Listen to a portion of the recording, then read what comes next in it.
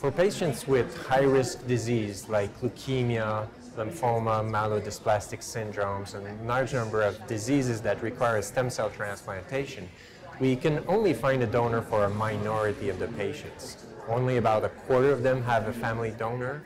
Another quarter to a little more can find a donor in their international registry. However, we still have between 30 and 50% of patients who can't find a donor.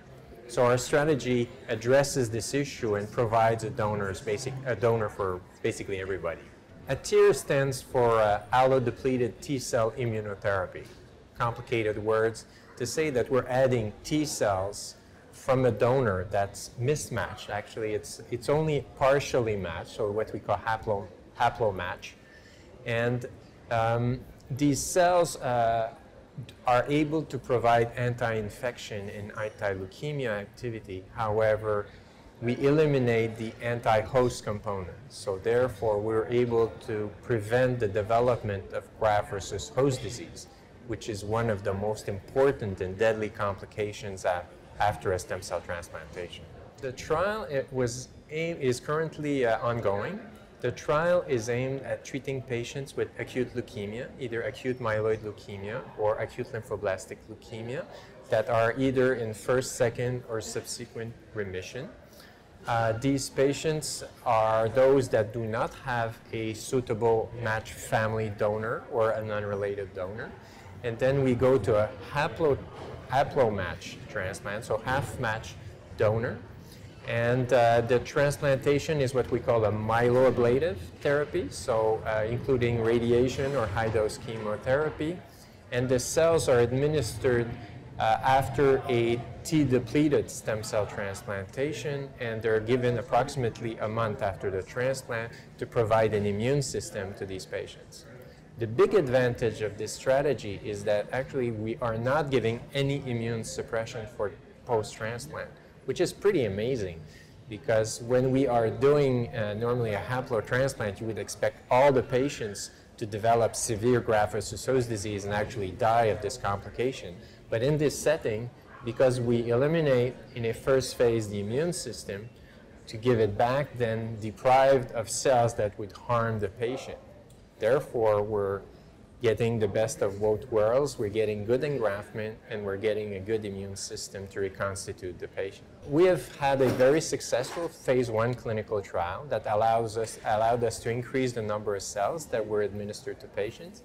And now in this phase 2 clinical study, we are measuring a precise number of cells, 2 million cells per kilogram, that are administered to patients post-transplant. And we are seeing extremely interesting results. So the interim analysis on the first 10 patients that have undergone 6 months of therapy demonstrate that we have a very low treatment-related mortality. So a few patients develop infections. However, the majority of the patients, more than 50%, actually do not have any severe infection. We have not had any disease relapse, leukemia relapse, and the outcome is in the range of 60 to 70% survival for these high-risk patients. One aspect that could be investigated is also the addition of multiple infusion of the cells that could potentially help the patient in various conditions. However, we are thinking that the current conditions are very interesting and should provide good strategy for patients who are in great need for a stem cell transplant and who can't find a donor. Currently, the trial is actually an international trial, so it is performed in Canada and performed in Europe. And there are centers currently in Belgium, in Germany, that are doing the process, and the cells are manufactured currently in Europe and Germany.